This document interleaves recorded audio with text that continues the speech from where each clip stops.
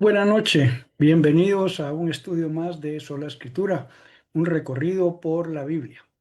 Nos encontramos estudiando el Evangelio según Mateo y estamos prestos en unas semanas a concluir este estudio.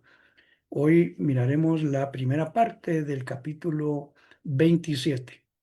En estos últimos capítulos de Mateo se narra la última semana de la vida y ministerio del Señor Jesucristo aquí en la tierra. En este capítulo particularmente van a suceder muchas cosas de una manera muy rápida, por lo menos desde la forma que lo narra Mateo.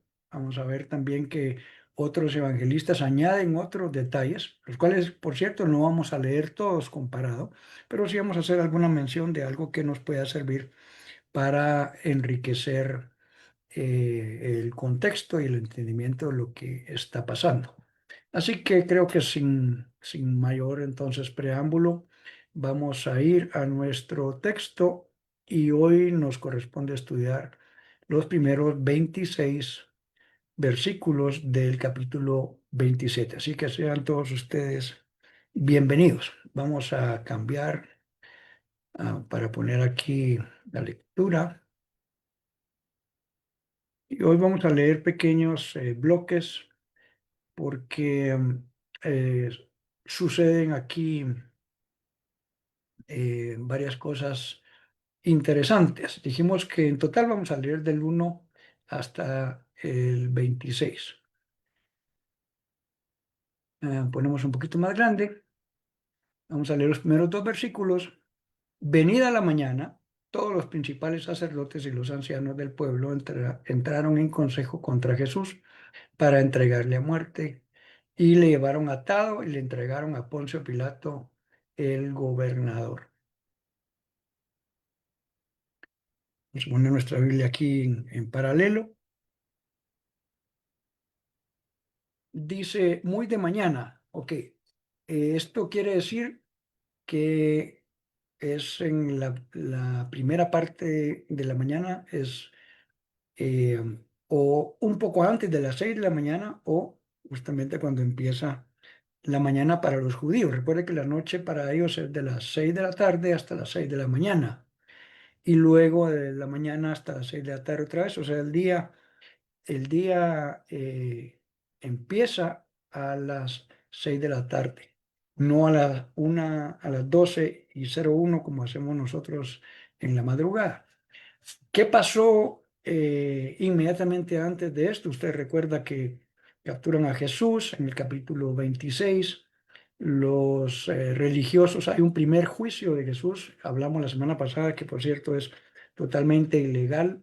No voy a repetir todo lo que dije ahí, pero se violaron muchos de los principios que la ley que había dado Moisés decían con respecto de un juicio justo. Y los que violaron esos principios eran justamente los mismos jueces, que eran el Sanedrín. El Sanedrín tenía una responsabilidad religiosa, pero también tenía una responsabilidad civil, como jueces del pueblo.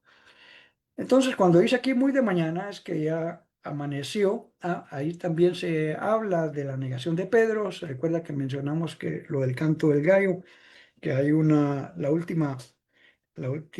último periodo de la noche, en, se le conoce también como el periodo del canto del gallo. ¿Por qué? Porque es entre las 3 y las 6 de la mañana, lo cual nos da un poquito de idea de más o menos a qué horas fue ese acontecimiento, la negación de Pedro. Entonces los sacerdotes y los ancianos tomaron la decisión de condenar a muerte a Jesús. Eso ya lo habían hecho en realidad durante la noche y más bien desde el principio casi del ministerio de Jesús, ellos trataban de capturarlo y encontrar algo para acusarlo.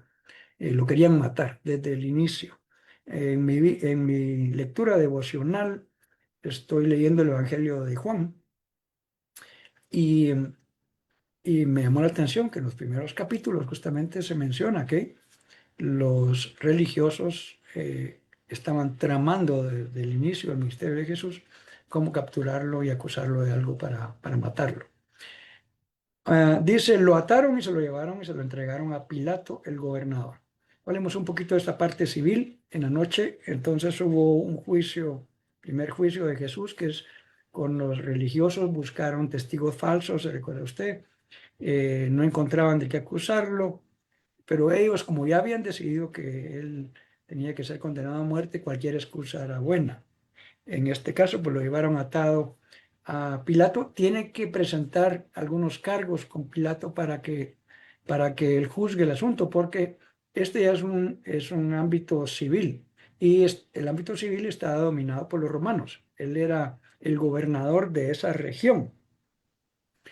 Y los judíos, para este momento que estaban conquistados por los romanos, no tenían autorización para ejecutar una pena de muerte de nadie. Tenían que llevarlo ante la autoridad civil. Entonces, por eso lo llevaron a Pilato. Otros de los evangelios narran una serie de detalles que no están en este con respecto de qué hace Pilato. Por ejemplo, aquí vamos a ver que no se narra que Pilato se entera que Jesús había hecho una buena parte de su ministerio en Galilea y entonces hay una sección donde dice, eres Galileo. Entonces, aprovechando que Herodes Antipas, el gobernador de una región más amplia, ¿no? Y particularmente la región de Galilea, estaba en Jerusalén, se lo envió para que él diera su veredicto también. Fue el mismo siempre. No veo ningún delito en este hombre. Lo dijo Herodes, lo dice Pilato varias veces. Eso tiene una implicación incluso no solo civil, sino religiosa que vamos a comentar hoy.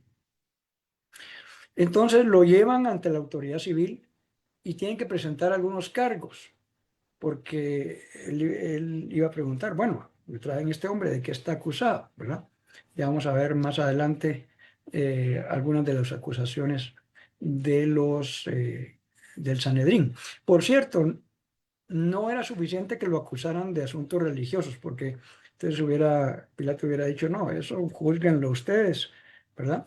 Pero tenían que acusarlo de algo que civilmente él fuera responsable y que mereciera justamente el castigo que ellos estaban pidiendo, ¿verdad? Vamos a seguir leyendo ahora esta otra porción. Eh, la muerte de Judas. Dice, entonces Judas, el que le había entregado, viendo que era condenado, devolvió arrepentido las 30 piezas de plata a los principales sacerdotes y a los ancianos, diciendo, yo he pecado, entregando sangre inocente. Mas ellos dijeron, ¿qué nos importa a nosotros? Allá tú.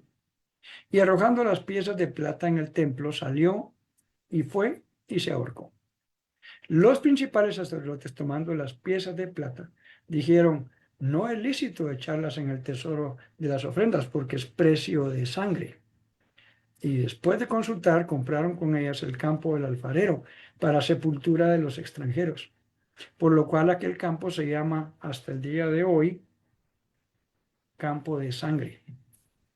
Así se cumplió lo dicho por el profeta Jeremías cuando dijo, y tomaron las 30 piezas de plata, precio del apreciado, según presupuesto por los hijos de Israel, y las dieron para el campo del alfarero como me ordenó el Señor. Un momentito nada más, voy a ver si puedo poner una consulta paralela acá. Vamos a verlo ahora aquí de nuevo en paralelo.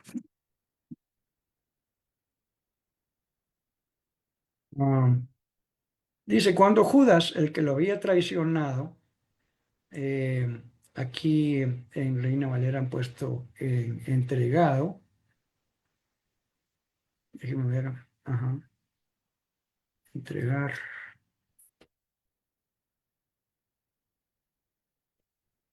Se puede traducir entregar, ¿verdad?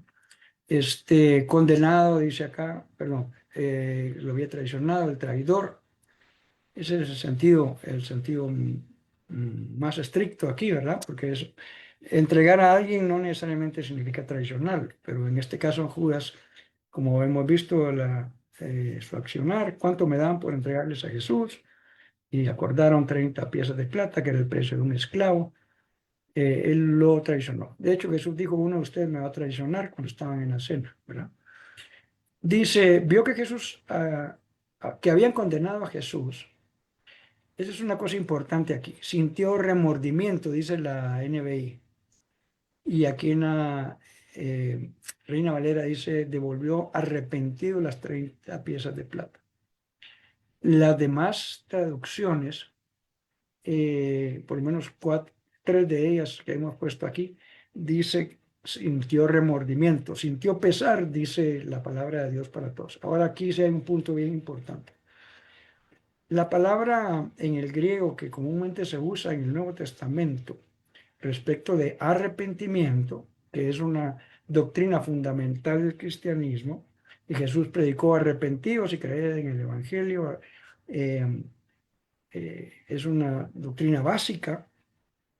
Esa no es la palabra que se usa aquí. Esa palabra de arrepentimiento es metanoia, que significa un cambio de mentalidad primero y luego eso me lleva a un cambio de actitud o de acción. Hago algo diferente de lo que estaba haciendo. Pero primero empieza por un cambio de mentalidad. Me doy cuenta que, por ejemplo, que he ofendido a Dios, le pido perdón, confieso mi falta y cambio de actitud. O sea, no sigo en la misma, sino que cambio de actitud.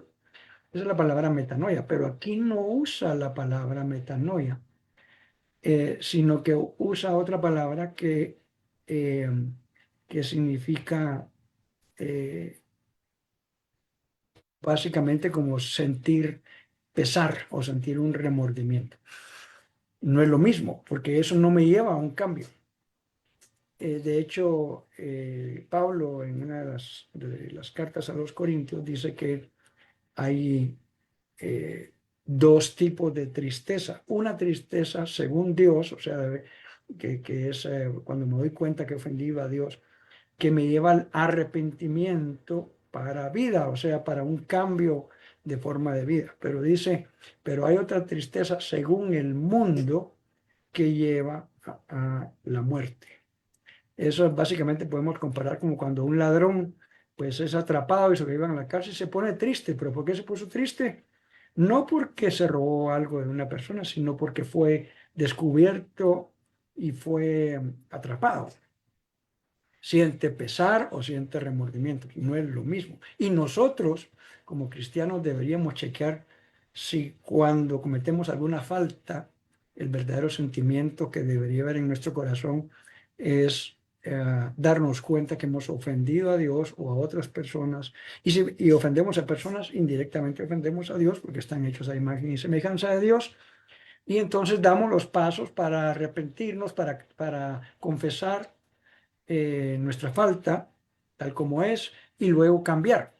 Eso es el arrepentimiento que va para la vida. Pero lo otro es justamente lo que le pasó a Judas. Sintió remordimiento, pero lo que hizo fue ahorcarse. Y dice, devolvió las 30 monedas de plata a los jefes de los sacerdotes. Déjenme ver aquí. Sí, más abajito dice en dónde había arrojado ese dinero. O sea, él llegó y dijo, miren, aquí está. Y dijo, he pecado. Y usted podría decir, ya veo, pero sí hubo una confesión. Pero el verdadero arrepentimiento implica darme cuenta que he ofendido a Dios, confesar mi pecado tal cual es y luego cambiar de aquí. Y él dijo, he pecado porque he entregado sangre inocente. Este es un punto también importantísimo y lo vamos a mencionar hoy varias veces. Ya lo comenté, que Pilato dice, no encuentro ninguna falta en este hombre. Herodes lo examina y también este otro, viene Judas y dice, realmente Jesús es inocente. Y ese es un punto importante desde el punto de vista doctrinal del sacrificio de Jesús en la cruz del Calvario. Te voy a explicar un poco más adelante el por qué. Déjeme poner acá, perdone. El que comúnmente mantengo aquí a la vista en mi celular la transmisión para verificar que ustedes están viendo lo mismo que yo. Déjenme ver una cosa. Así. Muy bien. Entonces dice, ellos le dijeron, ¿y eso a nosotros qué nos importa? Allá tú. Ahora mire, aquí hay una implicación, hay muchos estudios sobre Judas, si realmente era cristiano o no, qué le pasó, por qué hizo esas cosas, aunque uno ve repetidamente, dice que Judas se robaba el dinero él llevaba la caja chica del grupo de discípulos y él extraía dinero ahí, tenía avaricia, etcétera. O sea, siempre fue un asunto recurrente, un área de pecado recurrente en Judas. O sea, no fue que en ese momentito se había tentado y por eso lo vendió. No, pero hay una discusión justamente si realmente Judas entonces realmente había creído en Jesucristo y lo seguía con un verdadero interés de ser discípulo. En el Antiguo Testamento se estaba normado de que si en un juicio, mire, pues en los juicios judíos y mucha de la jurisprudencia de otros países ha tomado este mismo ejemplo de tener testigos, que alguien no puede ser vencido en juicio sin ser oído, número uno, y también que hayan dos o tres testigos que avalen lo que están diciendo, de lo cual están acusando. Pero también decía en el Antiguo Testamento que si se presentaba un testigo falso y mentía, y en el juicio se descubría que eso era una mentira, esta persona, el testigo falso, debía morir. Imagínense qué serio. Entonces, por eso la gente tenía, como decimos en nuestro país, en Guatemala, andaba con pies de plomo, o sea, con mucho cuidado, porque si descubrían que tú estabas mintiendo en un juicio, el castigo, según la ley, según la Torá, era la muerte. ¿Qué implicaba entonces que Judas regresa y dice, yo he pecado porque entregué sangre inocente? Que están admitiendo, en realidad, en este caso, él, por ser un testigo falso, tendría que morir.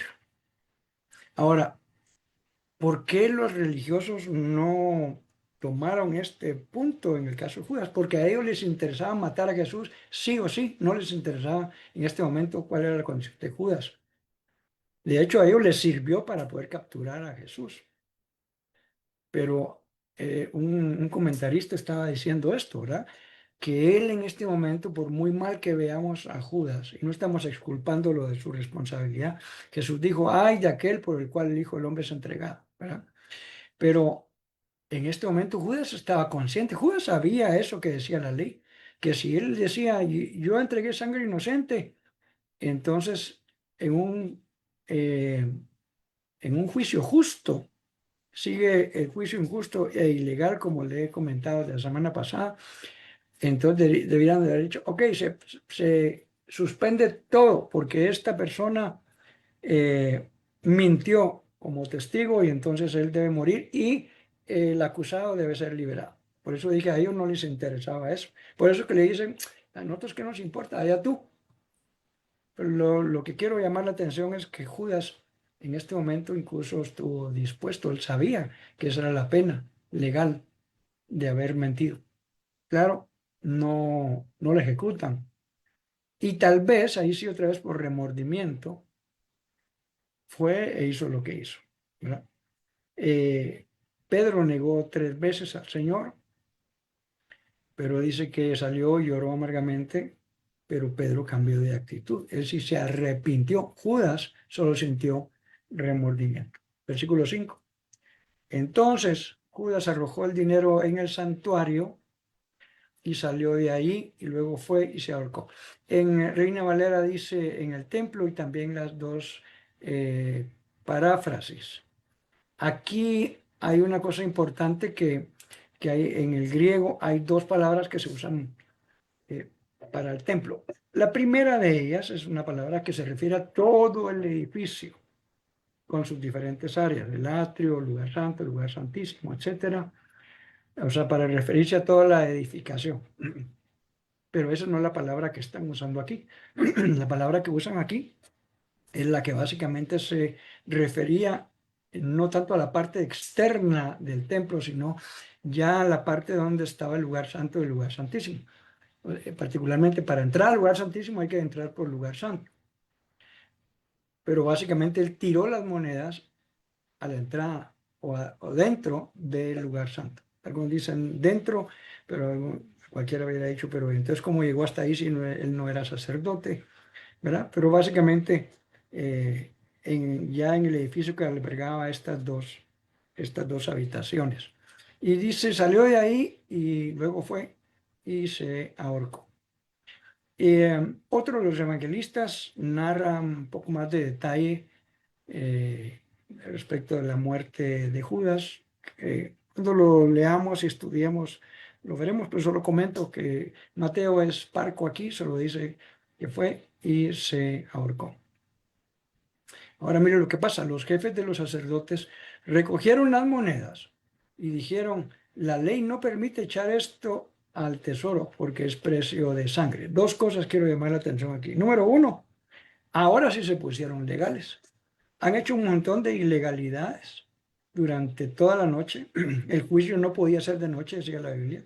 Tenía que tener testigos verdaderos, no falsos. Tenían que darle la oportunidad al acusado de poder defenderse o de tener un defensor. Ninguna de esas cosas pasó.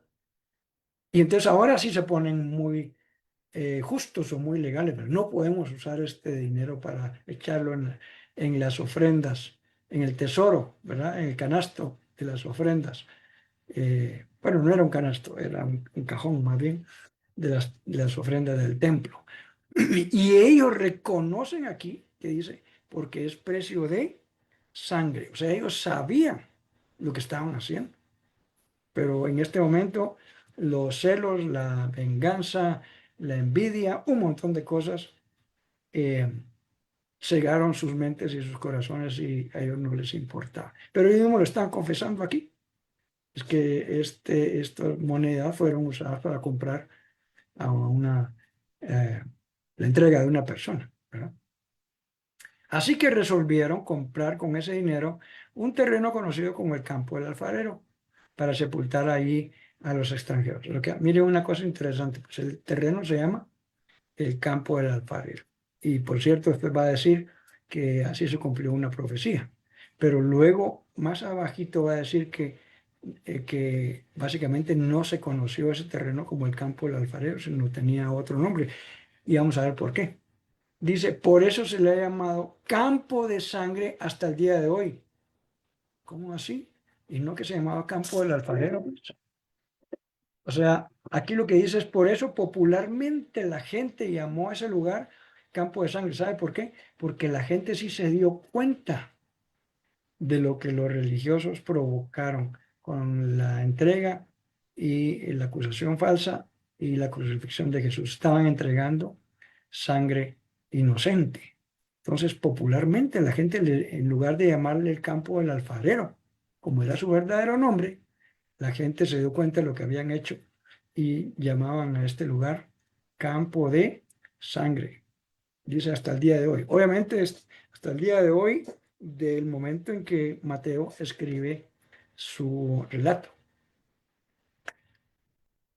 Así se cumplió lo dicho por el profeta Jeremías. Tomaron las 30 monedas de plata, el precio que el pueblo de Israel le había fijado. Voy a leer el 10 de una vez y después comento. Y con ellas compraron el campo del alfarero como me ordenó el Señor. Hace un ratito hice una búsqueda aquí justamente. Y es una cosa interesante porque esto que dice que dijo un profeta llamado Jeremías, que uno entendería que es el profeta Jeremías, no está escrito en el libro de Jeremías, está narrado por el profeta Zacarías. Aquí no hay contradicción. El profeta Zacarías fue el que lo escribió, pero Mateo dice que fue Jeremías quien lo dijo. No necesariamente Jeremías tenía que escribir en su propio libro esta declaración. Y eso se encuentra en Zacarías 11, versículos 12 y 13. Algunos han querido encontrar un pasaje de Jeremías que pareciera hablar algo de esto, la verdad no está claro, por lo cual la mejor explicación que la mayoría de estudiosos dan es esta que yo le acabo de decir acá. Ahora, Mateo se encarga de comentar en muchas ocasiones, esto sucedió para que se cumpliese lo que estaba escrito y ta, ta, ta, ta, ta. ¿Por qué? Porque el Evangelio de Mateo estaba dirigido básicamente a judíos. El Evangelio de Marcos no, está dirigido a gentiles. Marcos casi no explica cosas. Bueno, explica cosas, pero no como estas de Mateo, sino que él explica cosas que hacían los judíos. Por ejemplo, dice, y ellos se lavaban las manos. Y entonces dice, porque los judíos tenían la costumbre de lavarse las manos para no sé qué, esto y lo otro. O sea, él como está hablándole a gente que no es judía, tiene que explicarles algunas cosas para que entiendan el contexto. Lo que sí hace Mateo es hacer referencia a lo que estaba escrito y así se cumplió para que se cumpliese lo que estaba escrito. En algunas ocasiones dice por el profeta, pero en muchas otras solo dice lo que estaba escrito. ¿Por qué? Porque Mateo quiere demostrar bíblicamente por las profecías y por la vida misma de Jesucristo, etcétera, que Jesús es el Hijo de Dios, que Jesús es el Mesías prometido, que habría de venir. Ok, regresemos a nuestra narrativa. Vamos por el versículo 10. Vamos a leer ahora del 11 al 14. Déjenme ver un momentito. Ah, Jesús ante Pilato. Como ya mencioné, Mateo no hace mención de que en una parte de este interrogatorio y juicio, Pilato aprovecha para enviar a Jesús ante Herodes en algún momento, porque él decía, pero yo miro que este hombre es inocente, pero toda la gente y los religiosos están acusándole y estaba buscando formas. De hecho, dice otro de los evangelios que Pilato quería liberar a Jesús porque él miró que realmente no tenía ninguna falta. Aquí en Mateo esa sección no la narra, ¿verdad? Ok, dice entonces del 11 al 14. Jesús pues estaba en pie delante del gobernador y éste le preguntó diciendo, ¿eres tú el rey de los judíos? Y Jesús le dijo, tú lo dices. Y siendo acusado por los principales sacerdotes y por los ancianos, nada respondió. Pilato entonces le dijo, ¿no oyes cuántas cosas testifican contra ti? Pero Jesús no le respondió ni una palabra. De tal manera que el gobernador se maravillaba mucho. Aquí, en el ámbito del juicio civil, Pilato está tratando justamente de cumplir las cosas que decía el procedimiento para un juicio. El acusado tenía derecho a defenderse de las acusaciones.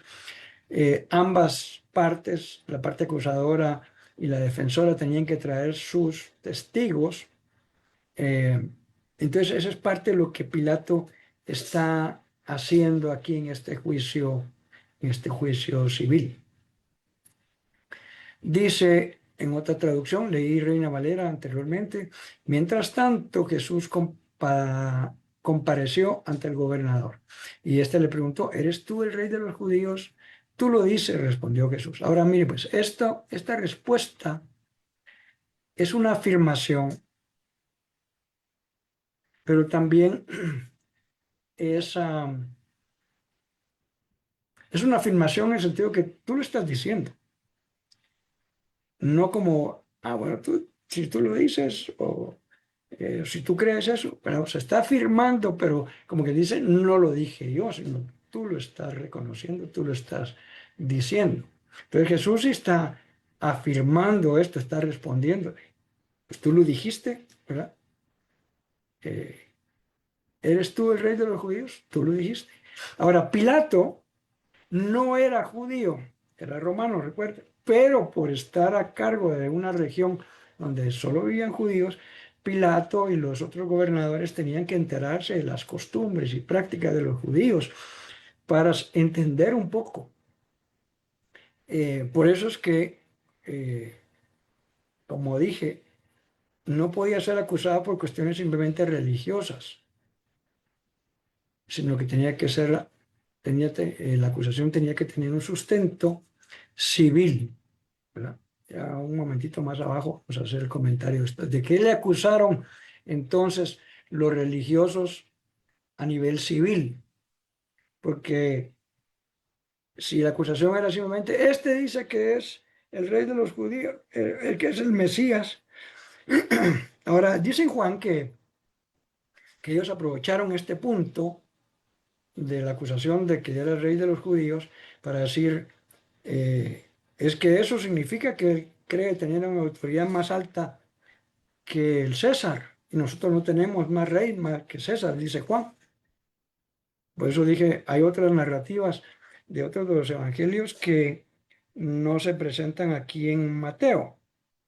Entonces, esta respuesta de Jesús, como hemos dicho, es una afirmación de Jesús, pero no, no de sus propias palabras, sino de los que le están acusando. En otros evangelios se narra incluso alguna charla durante un momento cuando lo envía a Herodes y regresa, y entonces Pilato le pregunta varias cosas como tú, ¿de dónde eres? Y es donde Jesús le dice, mi reino no es de este mundo, sino yo diría a mis seguidores que se levantaran, etcétera, ¿verdad? Yo vine para dar testimonio de la verdad. Eso lo narra Juan. Juan se encarga de dar unos pequeños detalles en eso. Aquí dice simplemente que Jesús en esta pregunta le contesta por lo demás se queda callado. ¿Qué quiere decir eso? Que tampoco se defendió ante los acusadores. Yo podría, si alguien está diciendo algo, decir, no, no, no, eso no es así, porque tal cosa. Él, como había sido profetizado en el libro de Isaías, dice, como cordero que he llevado al matadero no abrió su boca. ¿Por qué? Porque él, se recuerda usted en el monte Getsemaní, donde está orando al Padre, Padre, si es posible que pase de mí esta copa, pero que no sea como yo quiero. Dijimos la semana antepasada, creo que fue, que ahí Jesús tomó la decisión de ir y morir, la decisión final, digámoslo así, porque él sabía todo lo que venía y el sufrimiento que esto implicaba. Pero ahí entonces decía, Señor, que no se haga mi voluntad. Ok, dice, al ser acusado por los jefes de los sacerdotes y por los ancianos, Jesús no contestó nada. Lo acusan justamente de decir que él era hijo de Dios y que era, que se quería ser rey, pero como dije, Pilato les había comentado, esto son cosas de su religión.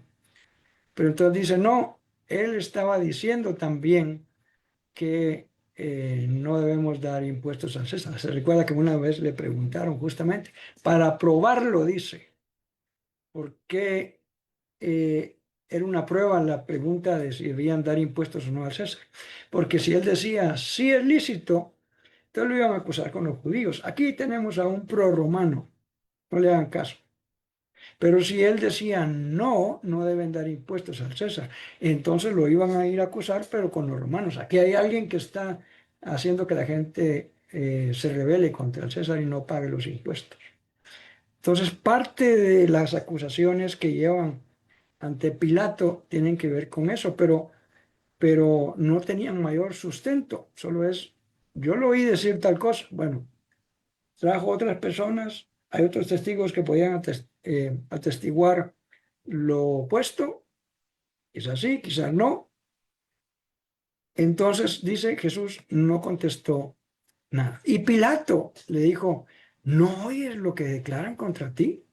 Claro que sí lo oía, pero Jesús no respondió ni una sola acusación, ni una sola palabra, dice acá, en Reina Valera, por lo que el gobernador se llenó de asombro. No dice solamente eh, estaba sorprendido, sino dice en Reina Valera, se maravillaba, se asombraba, se llenó de asombro al ver que no se defendió. Eso para Pilato fue fue pues chocante en un sentido, ¿verdad? Pues esperaba otro tipo de juicio y que dijera, no, eso no es así, esto y lo otro. Eso es lo que comúnmente pasaba en este tipo de juicios civiles, pero Jesús no abrió su boca. ¿Por qué? Porque el maravilloso plan de Dios iba cumpliéndose paso a paso, engranaje tras engranaje, y dentro de eso la participación de Pilato es trascendente. Sigamos leyendo otra porción. Leímos hasta el 14. Vamos a leer ahora del 15, perdón, al 23. Pongámoslo un poco más grande aquí. Ahora bien, dice, en el día de la fiesta acostumbraba el gobernador soltar al pueblo un preso, el que quisiesen, y tenía entonces un preso famoso llamado Barrabás. Reunidos pues ellos, les dijo Pilato, ¿a quién queréis que os suelte? ¿A Barrabás o a Jesús, llamado el Cristo? Porque sabía que por envidia le habían entregado. Vamos a parar un momentito aquí, porque aquí hay tres cosas, ya recordé. Vamos a parar un momentito. Mire pues, recuerde esto, Pilato quería liberar a Jesús, porque vio que era inocente. Y dice que también Pilato se dio cuenta que los religiosos, el Sanedrín, había entregado por envidia a Jesús. O sea, él se percibió todo. Ahora uno dice, pero ¿por qué entonces Pilato no accionó? Él tenía una deficiencia de carácter en esta parte, de no tomar decisiones radicales, sino que ser manipulado por la opinión de las personas. Analicemos estos 4 versículos, del 15 al 18, es que lo que sucede después es trascendente para la siguiente acción. Entonces mejor por eso hicimos una pausa. Y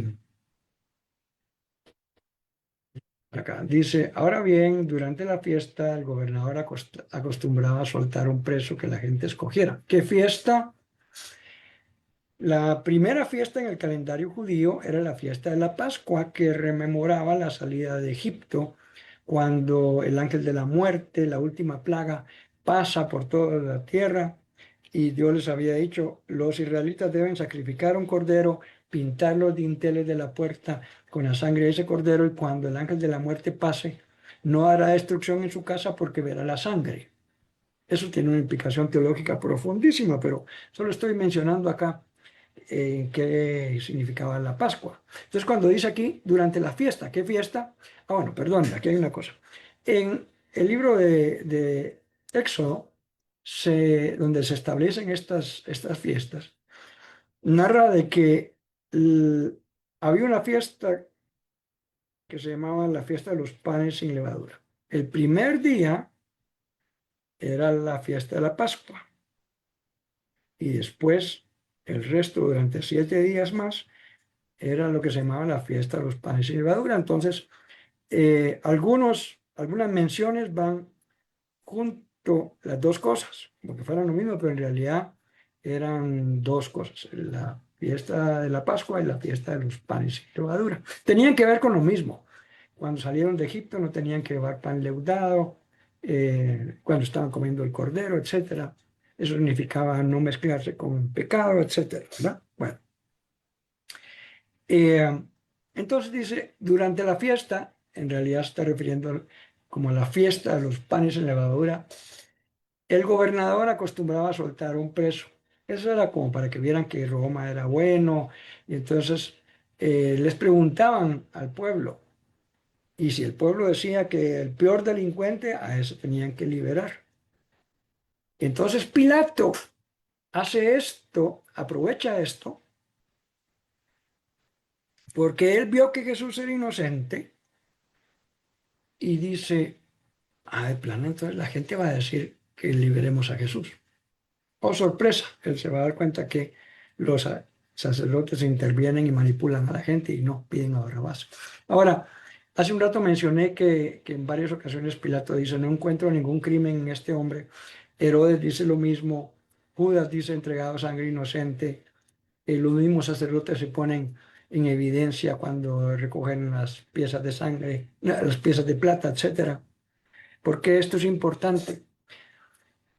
Porque durante la fiesta de la Pascua, y eso estaba establecido en el libro de Éxodo, el cordero que se debía sacrificar era un cordero sin defecto, sin mancha ni arruga.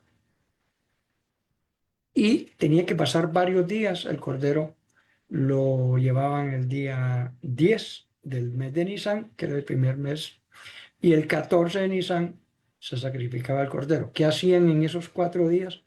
Los sacerdotes y las personas estaban examinando al cordero. Si encontraban que tenía una patita más corta que la otra, decían, este cordero no califica, traigan otro. Que tenía la oreja así medio doblada y desviada, también lo desechaban. No tenía que tener ningún defecto. Se debía ser un cordero sin defecto. Jesús es nuestro cordero pascual. Y entonces Él, para calificar, para ser el cordero que Dios proveyó para nuestra salvación, que no muramos, tiene que ser un cordero sin defecto. Y lo que están haciendo estas autoridades civiles es corroborando una y otra vez que Jesús calificaba para ser el cordero pascual. Esto es tremendo. Es examen y examen, examen. Y esa repetición de no encuentro ningún delito o, sí, básicamente ningún defecto en este cordero. No lo dijo Pilato, pero lo que estaba diciendo era, sí califica para ser el cordero de Dios que quite el pecado del mundo. Por eso es que se repite varias veces esto en medio de la narrativa. A veces no nos percatamos, pero es porque debían ser examinados durante un tiempo hasta que dijeran, este ya lo examinamos por todo lado y califica. Ese fue el examen y el juicio eh, um, en varias ocasiones, vamos a decir. En la semana pasada dijimos que habían sido varios juicios en varios ámbitos. Esa es la palabra que andaba buscando. Porque no es el ámbito religioso, luego el ámbito civil, otro ámbito civil con Herodes, Herodes lo regresa, etcétera, ¿verdad? Bueno. Dice que liberaban a un reo, el que la gente escogiera. Y dice que entonces tenían un preso famoso llamado Barrabás. Otro de los evangelios dice que este preso se llamaba, qué casualidad, ¿no? Jesús Barrabás. Jesús era un nombre bastante común en ese tiempo, porque en realidad es el nombre griego que equivale a Josué en el Antiguo Testamento, Joshua o Yeshua. O sea, se podía decir Josué o latinizado Jesús, ¿no? Por cierto, conozco gente que dice, no, es que él se llamaba realmente Yeshua. Mm, sí, no. ¿Cómo así? Que sí, no, no. Mire, yo me llamo Héctor en Guatemala, pero si usted le pregunta a un americano cómo me llamo, él va a decir Héctor, porque la H en inglés no es muda como en nuestro idioma español. El hecho de que él me diga Héctor no quiere decir que, no, estás mal, no me llamas por mi nombre. Ese no es el punto. Cómo suena en algunos idiomas pudiera cambiar. Entonces, no necesariamente tenemos que irnos por la corriente de hebreizar todo y entonces el verdadero nombre de Jesús o el nombre por el cual él me va a entender que yo me estoy refiriendo a él es Yeshua. Yo creo que no pasa eso. Es mi humilde opinión personal. Eh, Así sonaría en ese tiempo, ¿verdad? Pero dice entonces otra de las narrativas que él se llamaba Jesús Barrabás. Por cierto, Barrabás en hebreo se usaba mucho eh, el prefijo hijo de. Por ejemplo, Bartolomé significa el hijo de Ptolomé. Pero entonces Bartolomé en realidad no era su nombre. Yo, si hubiera sido judío, hubieran dicho Bar Emilio. Mi papá se llamaba Emilio. Pero alguien me hubiera dicho, ok, ya entendí que es hijo de Emilio, pero ¿cómo se llama el niño? Sí, se llama Héctor. Ah, bueno. Entonces dice en otro de los evangelios que Barrabás se llamaba Jesús Barrabás. Algunos creen entender como que Pilato quiso hacer un juego de palabras aquí y yo realmente no lo termino de ver, pero si usted es así acucioso y puede ver algo más, yo personalmente creo que no. Pero entonces dice que este Barrabás era un revolucionario y que había sido acusado también de asesinato. O sea, era una persona peligrosa para la sociedad. Así que cuando se reunió la multitud, que sabía que le habían entregado a Jesús por envidia, les preguntó, ¿a quién quieren que les suelte? ¿A Barrabás o a Jesús al que llaman el Cristo? Como le dije, Pilato creía que la gente iba a ver lo mismo que él estaba viendo y que iban a pedir que entregaran a Jesús. No había comparación entre Barrabás y Jesús. Uno realmente era culpable de lo que había hecho y Jesús era inocente. Y quizá en la mente de Pilato dijo, "Ah, ya, con esto me libero y entonces la gente va a decir, y como es la gente la que decide para este asunto que había quedado por costumbre, pues yo quedo libre del asunto. Y el siguiente versículo eh, dice, lo voy a leer en Reina Valera porque sabía que por envidia lo habían entregado. Usted ve que en algunas de estas otras versiones está entre paréntesis. En la NBI se ha omitido el texto. Hemos mencionado algo de esto en otras ocasiones. En, en la traducción bíblica, entre más antiguo puede ser un manuscrito o un documento original, es más confiable porque hay menos chance que hayan omitido algo o puesto algo de más. En algunos de los manuscritos más antiguos, este versículo no aparece, esta frase no aparece. NBI ha decidido simplemente no ponerlo, no poner este tipo de texto. Cualquiera dice, no, están omitiendo, cortándole la Biblia. Ya le expliqué el por qué, ¿verdad? Otros lo ponen, pero lo ponen entre paréntesis, como lo ha hecho la Biblia textual y menciona los manuscritos más antiguos no contienen esta frase. Reina Valera no hace distinción, entonces también Reina Valera en algunos versículos que se sabe fueron insertados, no con mal propósito, pero por algún error de algún escriba, Reina Valera los mantiene como que fueran parte del texto bíblico, lo cual no nos deja ver también alguna adición que no era parte del texto original. Ok, vamos a seguir leyendo una pequeña porción que dice acá, porque recuerde otra vez, Pilato presenta la opción. ¿A quién quiere que le libere? ¿A Jesús Barrabás o a Jesús? El que es llamado el Cristo, dice acá. Esto sí es importante, ¿verdad? Eh, ¿Qué significaba la palabra Cristo? Es el equivalente a la palabra Mesías en el hebreo. ¿Y eso qué significa? El ungido. Básicamente eso significa. Aquel que Dios señaló para ser el rey de Israel, el rey eterno de Israel, que estaba prometido desde mucho tiempo antes por los profetas. Entonces, seguimos leyendo aquí. Del 19, leamos solo el 19.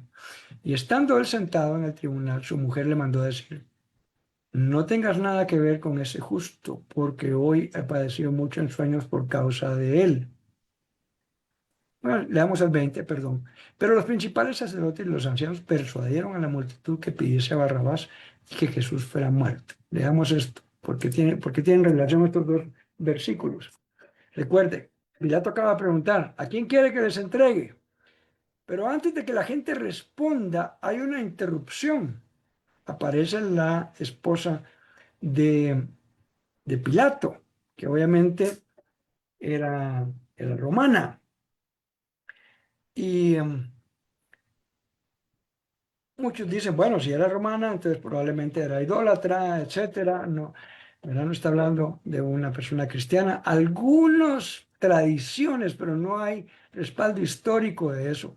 Dicen que la esposa de Pilato se convirtió al cristianismo, primero al judaísmo y luego al cristianismo. Como dije, no hay suficiente evidencia histórica para corroborar eso, solamente es un mito urbano, como se llama, se suele decir. Comparémoslo, mientras Pilato estaba sentado en el tribunal, que tenía un nombre, por cierto, en otros de los evangelios lo dice, ¿verdad? Aquí pues Mateo solo dice estaba en el tribunal, quiere decir que había un lugar específico para que él tomara la función de juez. Su esposa le envió el siguiente mensaje o recado: no te metas con este justo, pues por causa de él hoy he sufrido mucho en un sueño. Interesante que otra vez ella corrobora que Jesús es un hombre justo, un hombre recto, un cordero que califica para ser el cordero que quita el pecado del mundo. Ahora, ¿cómo o qué pasó ahí? ¿Quién inspiró estos sueños? Hay mucha discusión y alguno podría decir, bueno, tal vez fue algo que Dios le mostró. Dios sí puede mostrarle cosas a los no creyentes. A veces usa reyes, ¿verdad? Eh, lo puede hacer, claro, y le puede dar mensajes a personas que no creen en él. Les puede permitir incluso tener visiones de cosas espirituales, pero esa es la soberana voluntad de Dios. No quiere decir que siempre suceda así.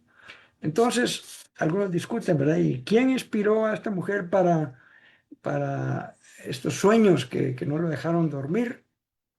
Ella interpretó justamente el tema de que era un hombre justo, era un hombre inocente. Y le dice, no tengas nada que ver o no te metas, dice NBI.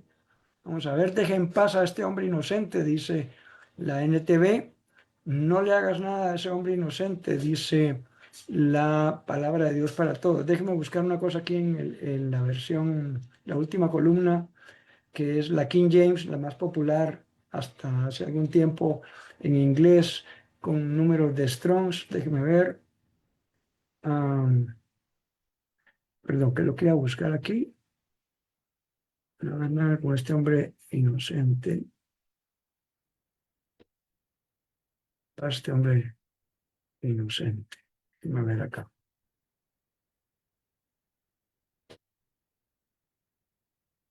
Inocente, santo,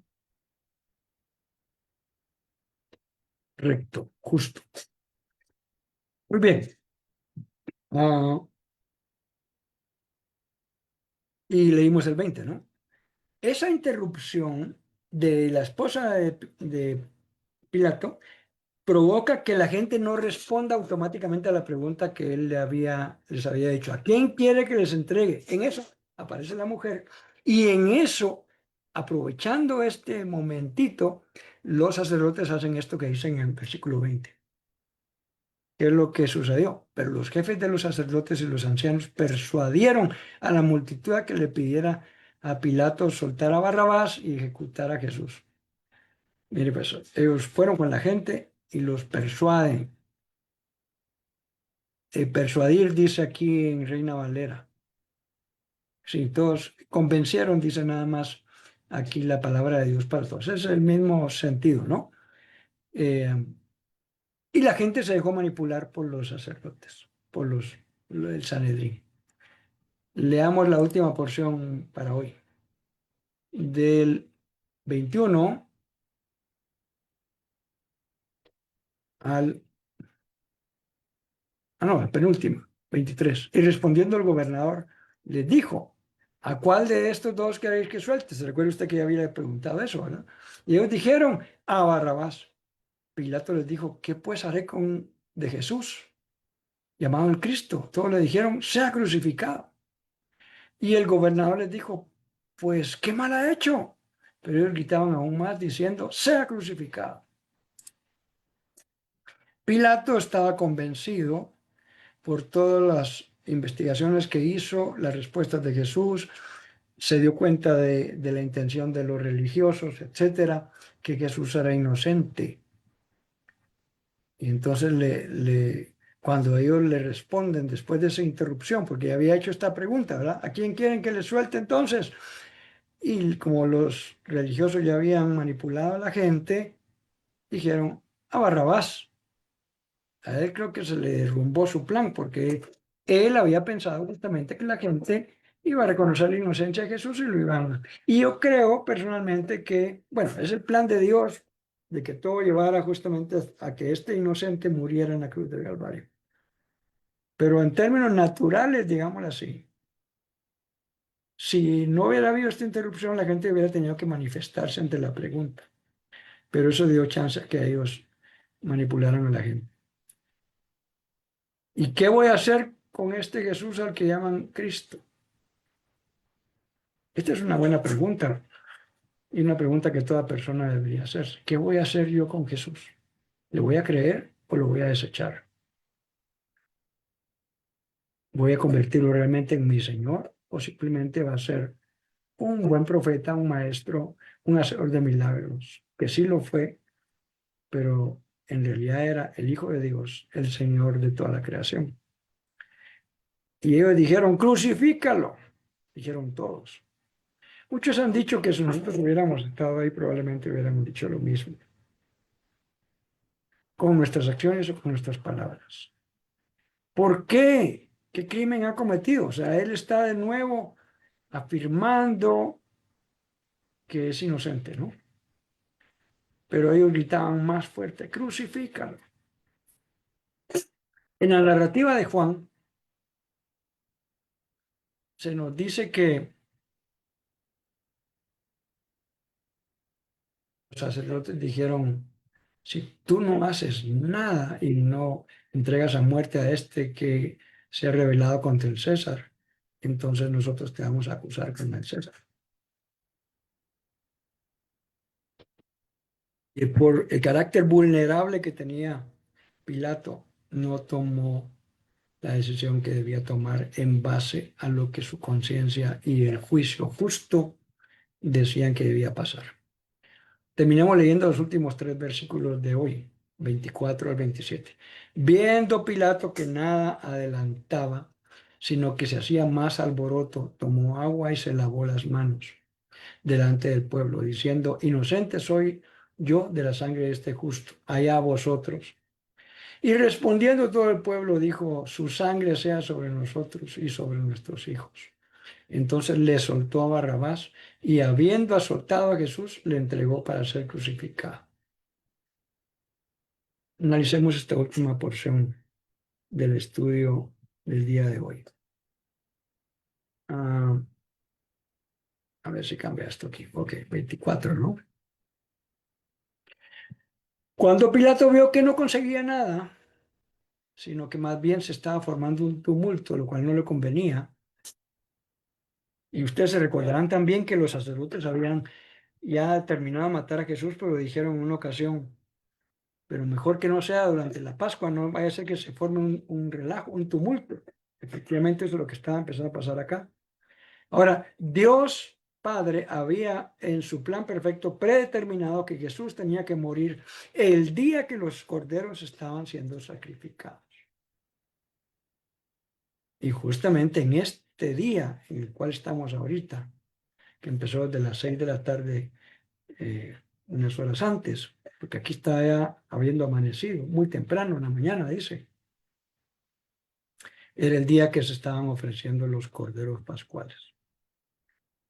Entonces dice, viendo que no, que se formaba un tumulto, pidió agua y se lavó las manos delante de la gente. Ahora, ¿esto fue algún acto, iniciativa de Pilato? Algunos dicen que no.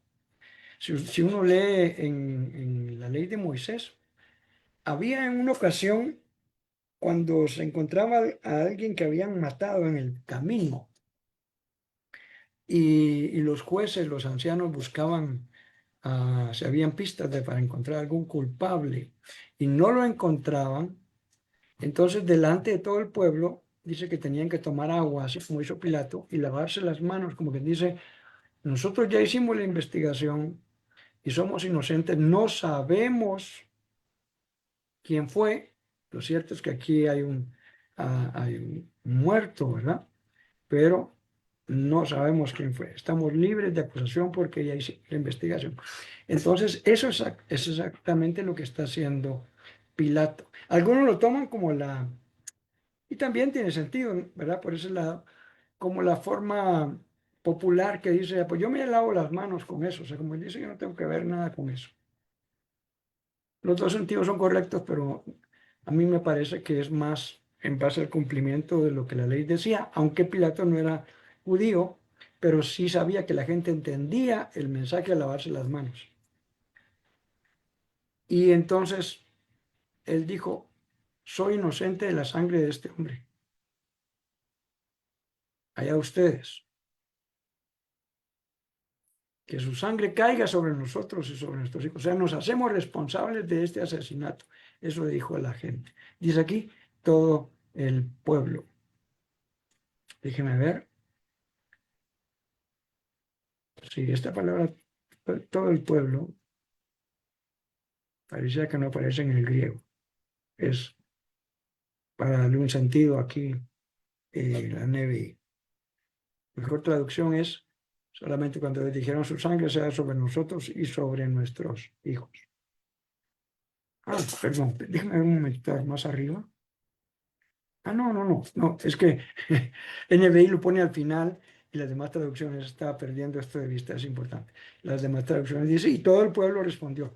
NBI lo pone al final, o sea, sí aparece en el griego, sí. The answer of the people, sí, aparece al principio. Entonces le soltó a Barrabás, pero a Jesús lo mandó a azotar. Y uno diría, pero ¿y por qué lo mandó a azotar? Quizá congraciándose con los religiosos. Y lo entregó para que fuera crucificado. Ahora, esta crucifixión tenía que ser hecha de nuevo por las autoridades romanas. No lo entregó al Sanedrín, sino, ok, crucifíquenlo, ¿verdad? Eso fue lo que está pasando aquí. Muy bien, hemos concluido esta porción del estudio de la primera parte del capítulo 27. Como el capítulo 27 también es relativamente largo, la otra semana vamos a estudiar la segunda parte y la siguiente semana la tercera parte. Hay una serie de detalles sumamente interesantes. Recuerde que este día es el día que se estaban ofreciendo los corderos. Y por cierto, como era una fiesta en la cual todas las personas judías tenían que regresar a Jerusalén, no importa dónde vivieran, había una gran cantidad de personas, más de 1 millón de personas, dicen algunos de los historiadores. Entonces imagínense también la gran cantidad de corderos que debían ser ofrecidos. La ley en Éxodo decía que debía ser un cordero por cada familia.